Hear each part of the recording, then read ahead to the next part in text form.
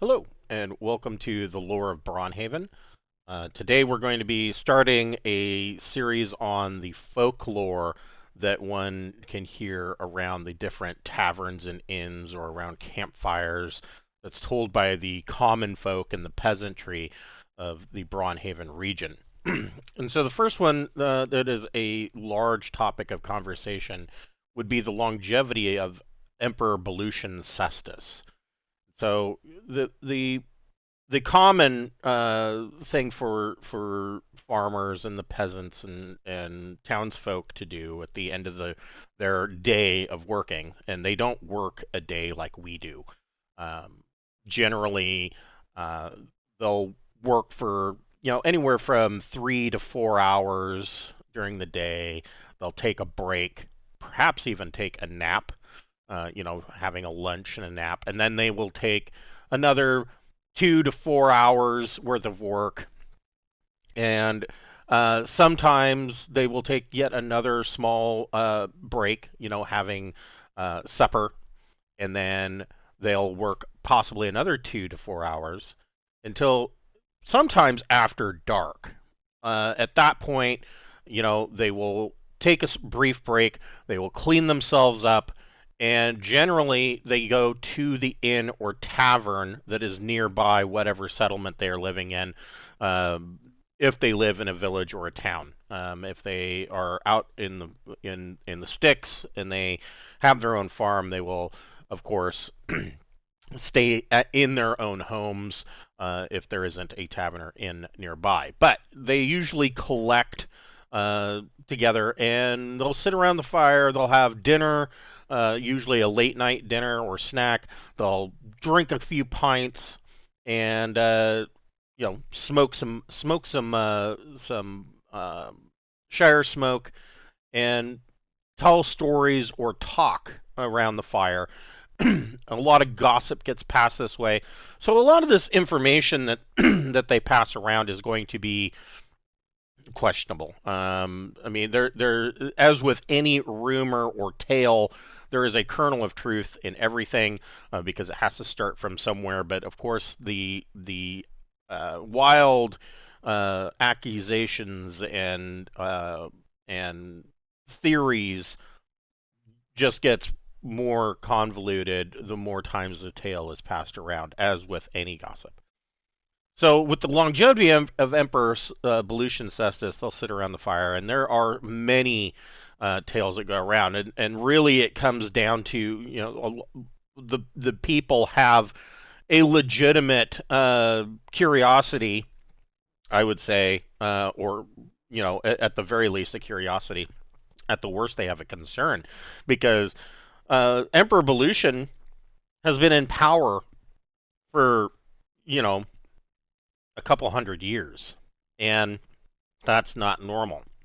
Now, there are holy texts from the capital city of Glaustein, the Chapel of the Known Gods, which has more or less been converted over to the Church of the One God, that being Vuslux, that basically the holy texts state that the longevity of Emperor Belution Cestus is because of his piety towards Vuslux.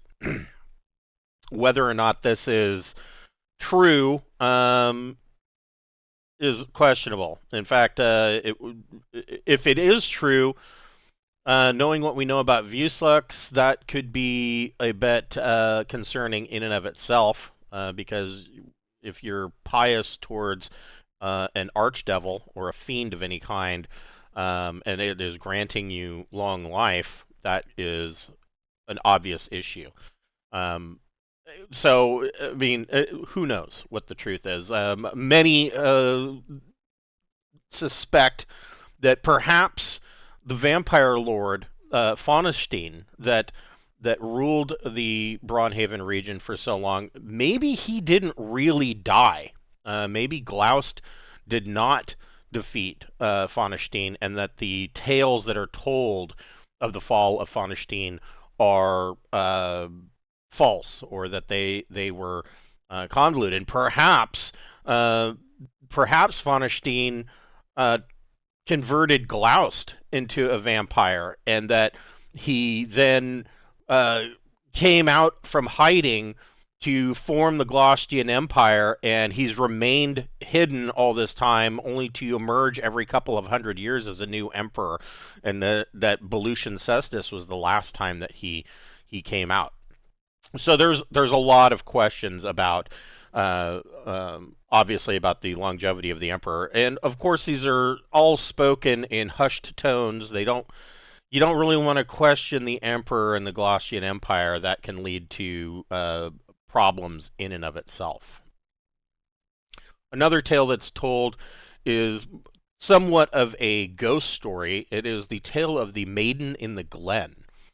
And people say that on a clear night with a full moon, you can, out in the fields or out on the edge of the forests, you will witness a beautiful maiden that is wandering around the area just northeast of the Imperial Tradeway. And this maiden has been seen by numerous people. It's happened too many times for it to just be a story, or a tale told to frighten children.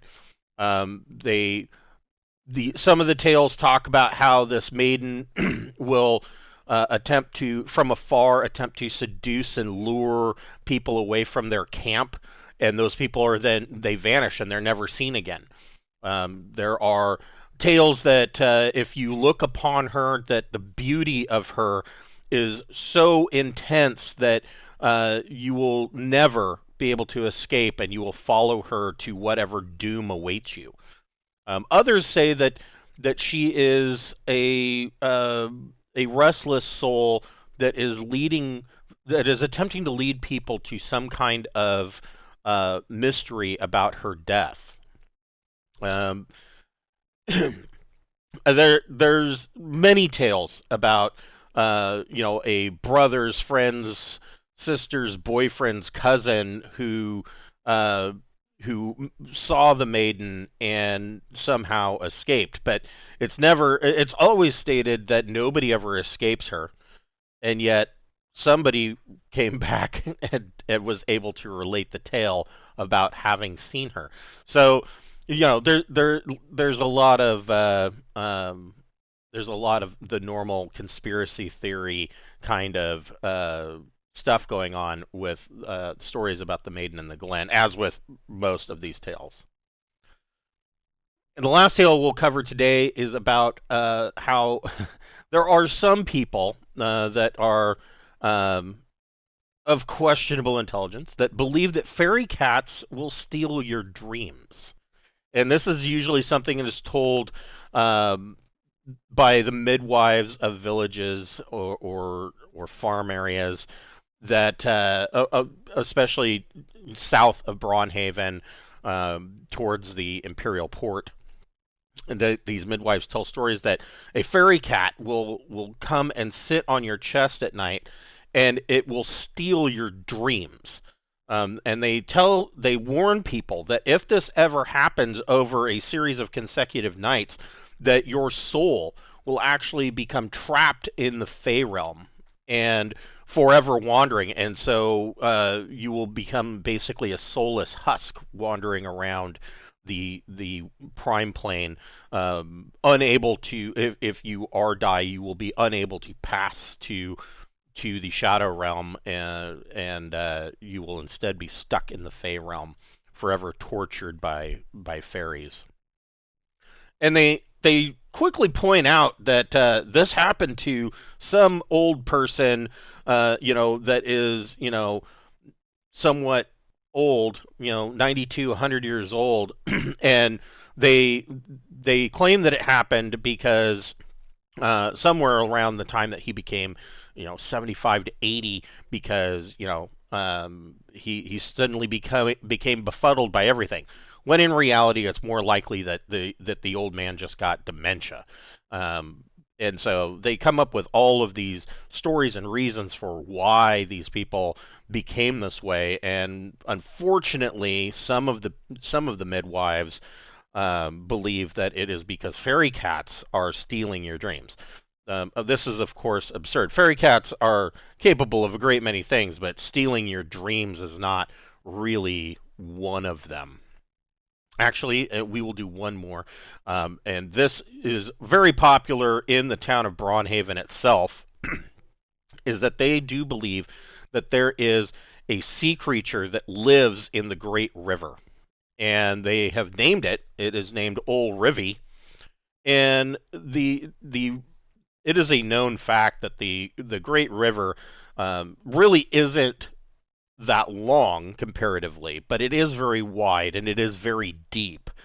And the Great River starts as a small bubbling of water that is fed by a glacier that bubbles out of a crack in the Skelos Mountains, and it quickly turns into a torrent as it falls down numerous waterfalls before becoming the Great River. It's fed by many of these little bubbling cracks, and it actually forms this enormous river that flows southward towards the Dragon Sea.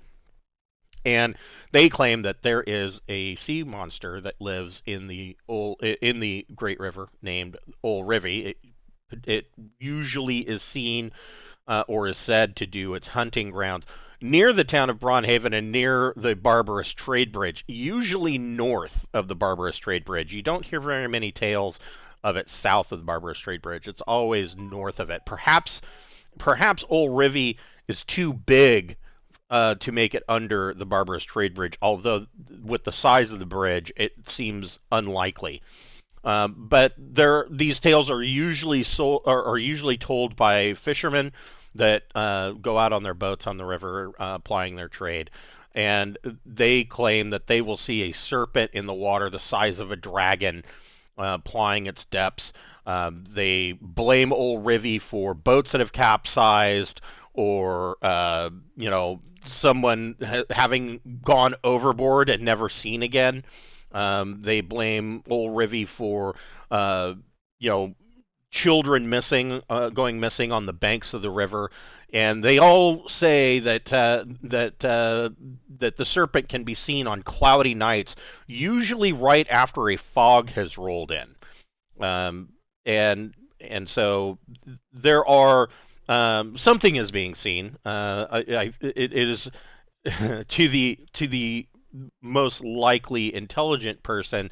Isn't it a little strange that it is only seen after a fog has rolled in, when your vision is obscured? Of course, they don't have cameras, but I imagine if they did, all of the pictures would be blurry and nobody would be able to tell what anything is. And so there is this story of Ol'Rivvy. The river folk and the fishermen all seem to have a healthy respect for Ol'Rivvy, but it doesn't seem like any of them are truly frightened enough to not go out on the river. Of course, most of these people make their trade on the river, so perhaps they just feel that they don't have any other choice if they are to continue with their livelihood. But if Ol'Rivvy were to be considered a serious threat, it would probably mean that people would be less likely to go out on the river, and yet that doesn't seem to be the case. It seems like an old wives' tale, when children go out, if they're going to go fishing on the riverbanks or be anywhere near the river, they might say, "Be careful, Ol'Rivvy will get you. The sky is cloudy, and I think there's a fog rolling in." That kind of thing. So those are a few of the folklore that is passed around. Next week we will discuss some more tales of lore, starting with the tale of the Taxman Cometh. Thank you for watching, and we'll catch you next time.